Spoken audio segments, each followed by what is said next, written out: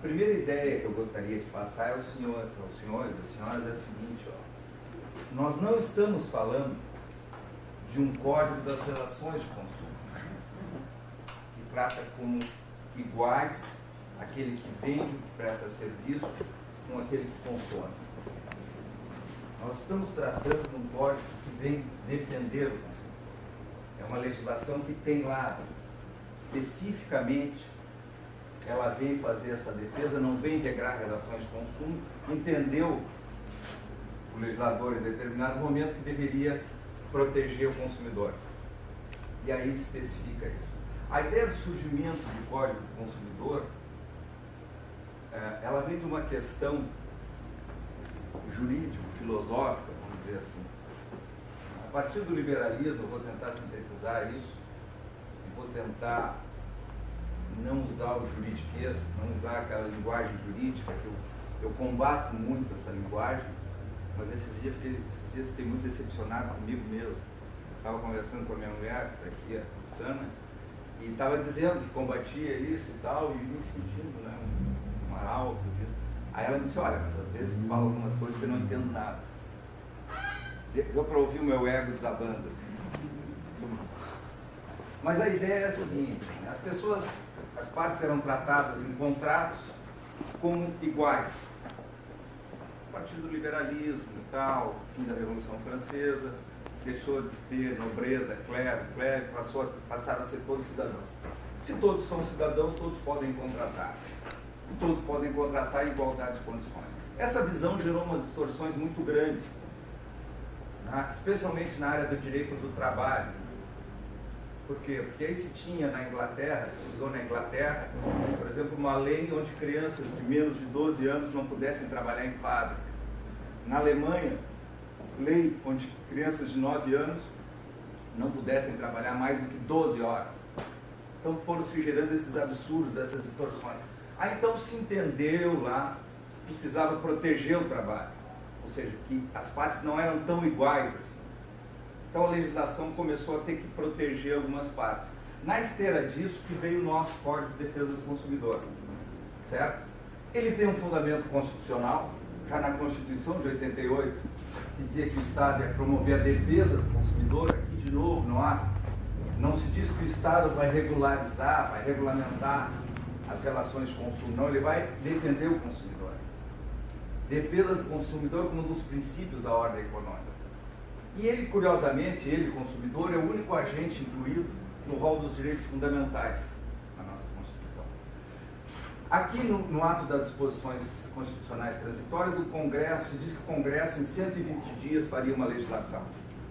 Não fez em 120 dias, pode passar por favor, fez em 2 anos, o que é, em termos de Brasil, em termos de legislação, muito pouco tempo.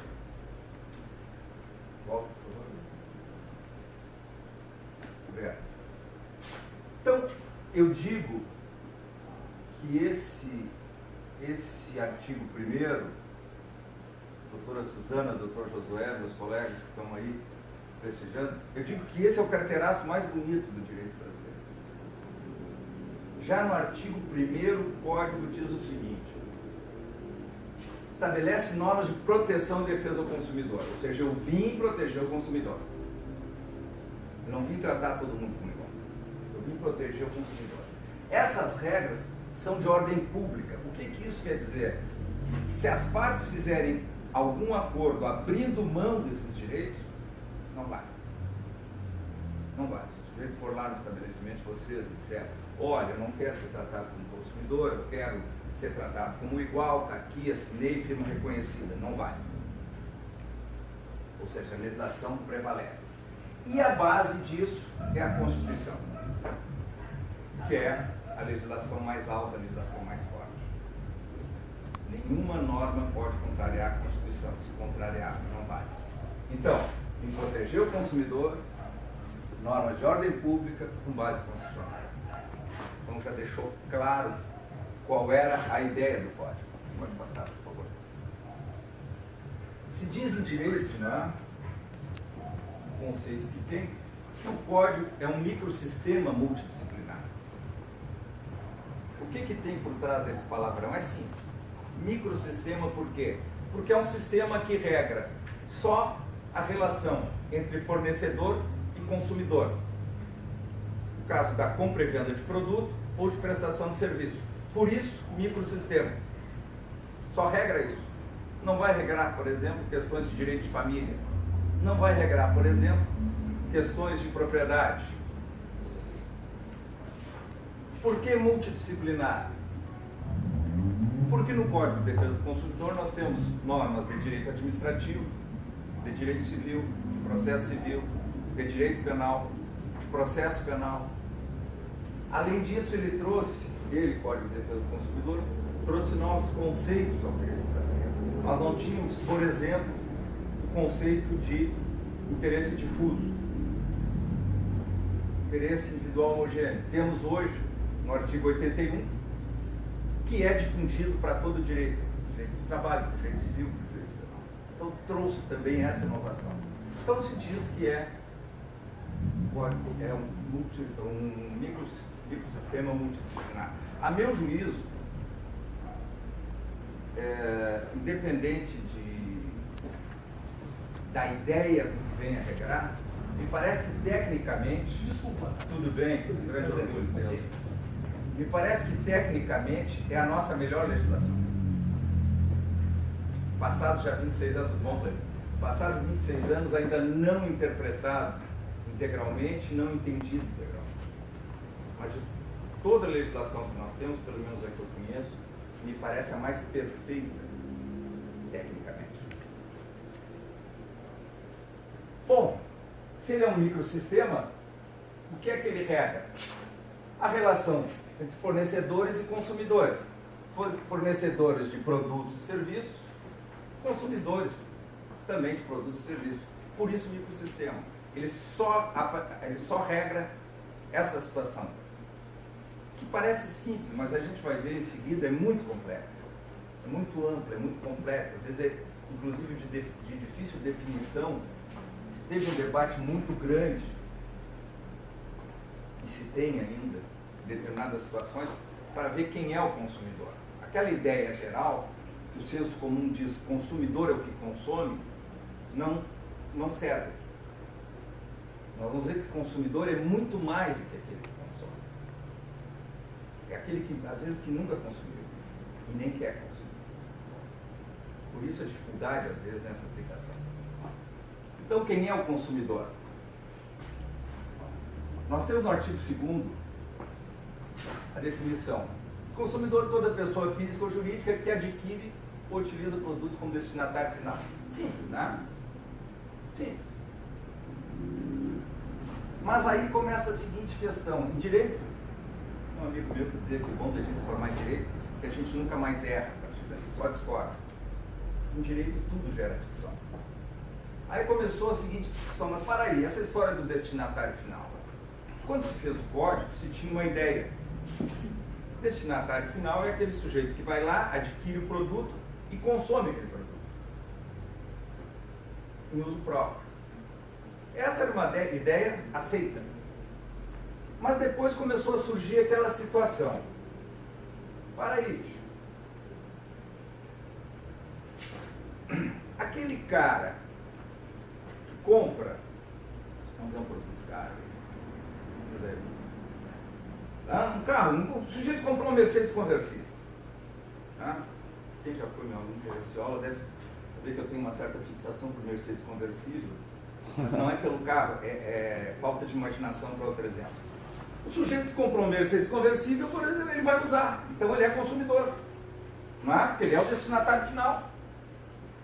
E aquele cara que é pedreiro, que é auxiliar de pedreiro, e compra uma pá de cimento para usar no seu serviço. Ele não é consumidor. Ele não seria consumidor porque ele não é destinatário final. Ele não está consumindo aquilo. Ele estaria usando como um implemento para a sua atividade profissional. Então ele não seria consumidor.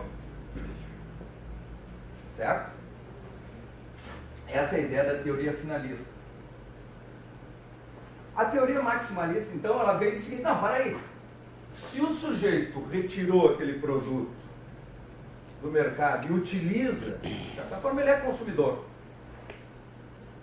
Hoje a ideia, tem medo de dizer ideia prevalecente, porque às vezes a gente, a Suzana, nós já trabalhamos muito em várias situações, às vezes o direito vem num sentido, a gente acha que vai acontecer alguma coisa ao maquinário. Mas hoje a ideia prevalente é essa da teoria maximalista. Mas ainda se tem decisões, e aí eu estou falando do Superior Tribunal de Justiça, nos dois sentidos, às vezes adotando a teoria finalista, às vezes a teoria maximalista. A tendência é essa, que me parece inclusive mais de acordo com o espírito do código, mais de acordo com a ideia que ele veio trazendo. Certo? Bom, mas se eu tinha aquele conceito, eu também tenho, aquele que é o conceito clássico, eu tenho também o consumidor por equiparação. As vítimas do evento. Mas o que são as vítimas do evento? Eu tinha dito para vocês que consumidor não é só quem consome. Às vezes é quem não tem a menor ideia de consumir. Mas eu estou parado aqui na parada do ônibus, certo? O Josué vem passando com o carro dele, comprou um carro novo, uma dessas revendas, e por um defeito de fabricação, solta a roda vem, bate, eu quebra minha perna, estou parado. Eu não comprei esse carro. Eu nem gosto desse carro. Eu gosto de andar de ônibus. Mas eu sou uma vítima do evento, portanto eu sou tratado como consumidor. Com todos aqueles benefícios, e nós vamos ver que são muitos, que a legislação traz ao consumidor. Eu não comprei nada, eu estava parado ali na parada de ônibus, mas sou tratado como consumidor. Por quê? Porque eu sou vítima de um evento decorrente de uma relação de consumo. E ainda também, ainda por equiparação, então nós temos lá no artigo 2º, no 17º e no 29º, né, pessoas determináveis ou não expostas a práticas nele previstas. Bom, o que isso quer dizer? Aqui também eu não preciso consumir para ser tratado como consumidor. Aqui o exemplo típico qual é? A publicidade. Eu ainda não comprei um produto, talvez nem queira comprar, talvez não me interesse por aquele produto, mas se eu sou vítima, vamos dizer assim, de uma publicidade enganosa, eu sou tratado como consumidor. E aqui se tem coletividades, não só pessoas individualmente. Então já tem, vejam como essa ideia de consumidor se alargou. Aquela ideia que o senso comum traz, consumidor é quem consome, não é só quem consome. É quem consome, quem é vítima de evento, certo? Ou quem está exposto a alguma prática. Um exemplo típico é publicidade enganosa. Em direito existe a diferença entre propaganda e publicidade, né? É que a propaganda difunde uma ideia. Então, quando o Ministério lá da Saúde faz a divulgação, olha, use camisinha, ou faça, aí estaria fazendo uma propaganda. Quando um partido político, por isso propaganda política, difunde alguma ideia, antigamente eles difundiam algumas ideias, né? Aquilo era propaganda. O que tem um cunho comercial é publicidade, certo?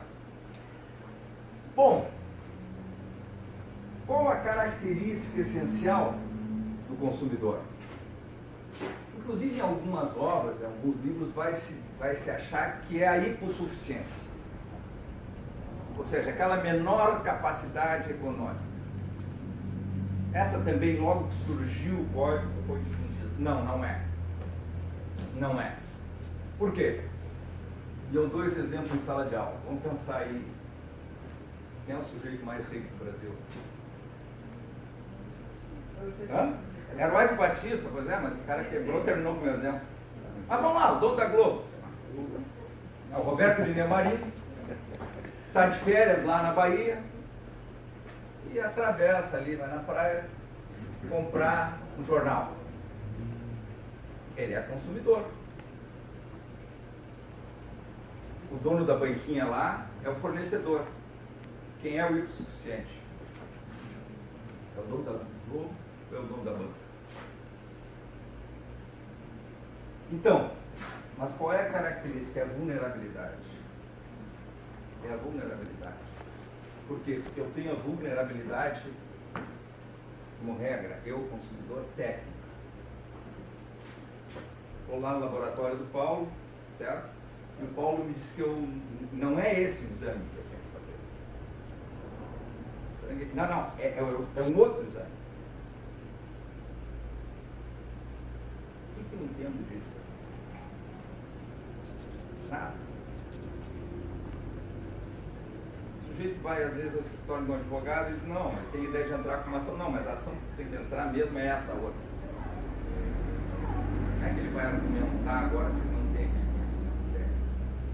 Quando tem a vulnerabilidade técnica. Geralmente a vulnerabilidade jurídica, ele não sabe exatamente como funciona, não é? Ele não sabe exatamente como funciona aquela relação jurídica que ele está tramando. Ainda voltando à vulnerabilidade técnica, eu vou no mecânico e o cara diz, não, o motor é porque não sei o quê. Aquele barulho é que está batendo lá, a rebimboca da parafuseira.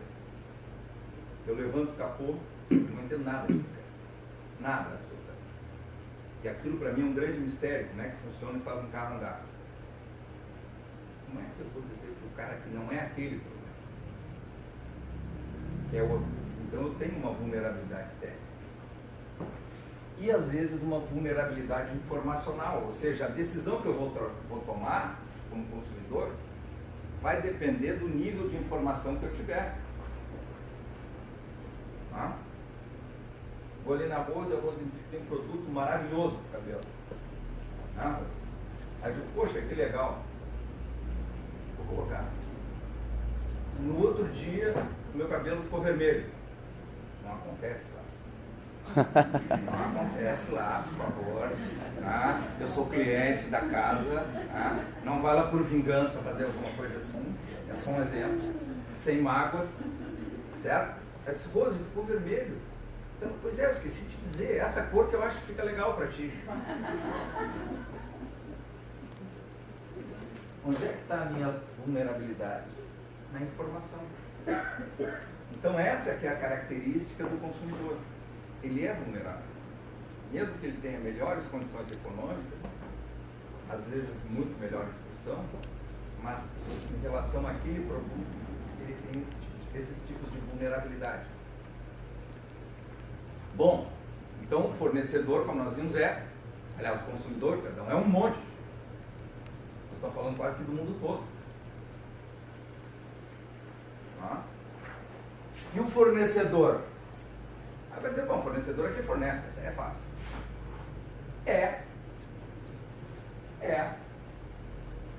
O problema é que não é só quem fornece. Aí eu vou ter no artigo 3º, fornecedor é toda pessoa física. Bom, peraí, vamos secar isso aqui. Passa o próximo. Toda pessoa física ou jurídica. Né?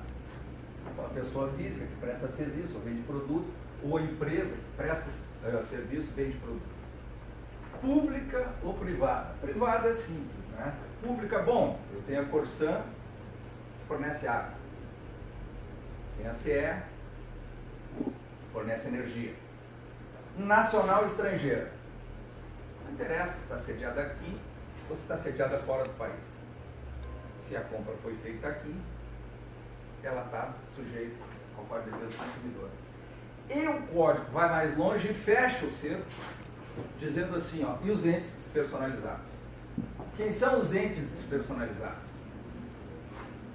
São aquelas sociedades, vamos dizer assim, irregulares. Eu tenho com essa moça aqui uma sociedade para vender melancia, certo? O Bruno compra uma melancia, a melancia que nós vendemos estava podre. O Bruno vai parar no hospital, certo? Fica um mês de tratamento e vou entrar com uma ação contra vocês. E nós dissemos que o Bruno não vai achar nessa sociedade. Não tem registro na junta comercial. Não tem lugar nenhum. Essa sociedade é meramente informal.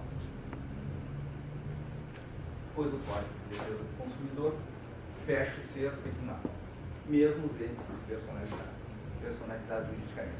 Ou seja, bom, em termos de classificação aqui, jurídica, não escapa ninguém. Não escapa ninguém. Agora vamos ver quais as atividades dos fornecedores.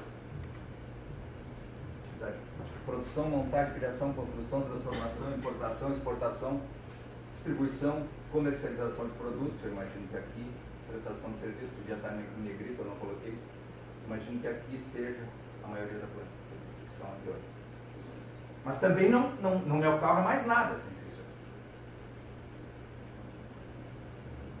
Ou seja, é quase todo mundo que fornece quase todo tipo de coisa. Né? Então, aquela história. Não, para aí. Eu vendi uma geladeira, mas a geladeira eu comprei, meu fornecedor lá é da marca X. Ela veio com defeito, o cara tem que entrar contra o fabricante. Negativo. Negativo. Ele entra contra quem tiver mais perto. Ele vai entrar contra quem vendeu para ele. Então, fornecedor é quase todo mundo que faz quase todo tipo de coisa. Pode perguntar. Mas esse é o correto ou é porque o cliente acha mais fácil entrar contra quem vendeu do que contra quem... As duas coisas. É o correto porque está na lei, ele tem essa possibilidade. E a lei dá essa possibilidade ao consumidor. Mas olha, tu entra, se quiser tu entra contra toda a cadeia, ou tu entra contra quem estiver mais perto de ti. Ela facilitou enormemente a vida. Eu tenho possibilidade de escolher, no caso. Tem. Por exemplo, digamos que o cara que eu comprei é meu amigo e deu problema e eu acho melhor entrar contra quem vendeu para ele. Eu posso deixar quem me vendeu isento? Posso? Pode entrar contra qualquer um da cadeia. Depois eles vão se acertar. Nós vamos ver aqui. Só que aí nós vamos ver pelo caminho inverso. Pode.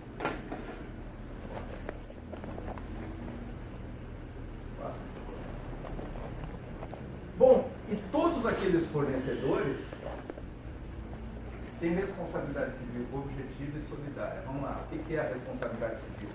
Responsabilidade penal, cometi um crime. Eu vou responder com restrição de direitos, né, ou perda da liberdade. Responsabilidade civil, eu vou responder como? Com dinheiro, com patrimônio.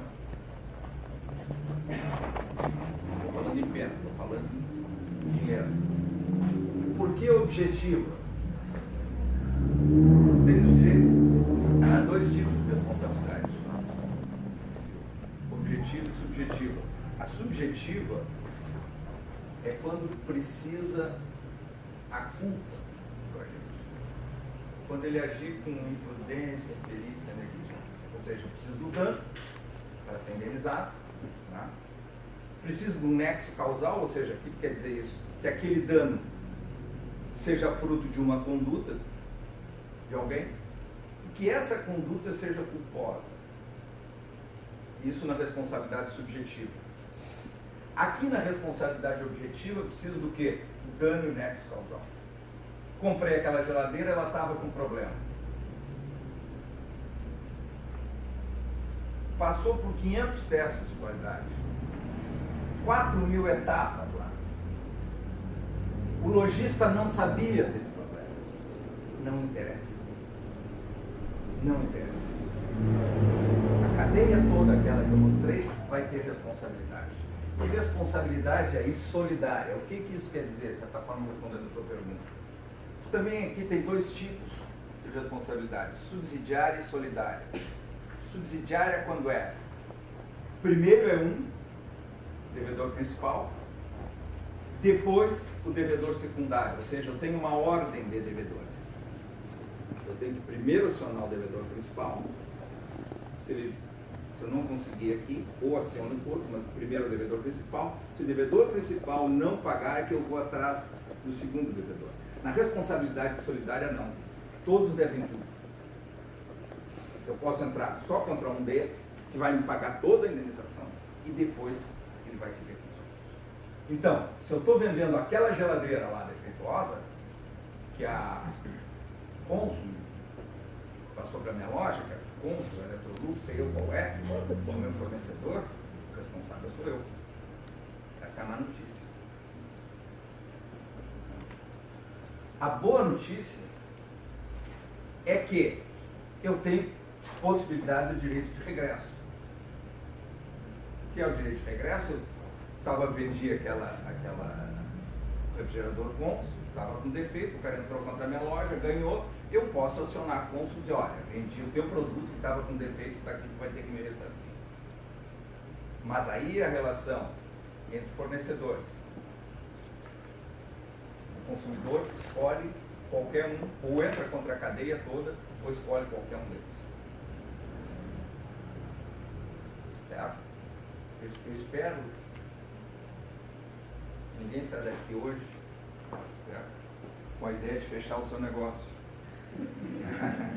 Não, existe vida fora do Código de Defesa do Consumidor, por incrível que pareça. Passa, irmão.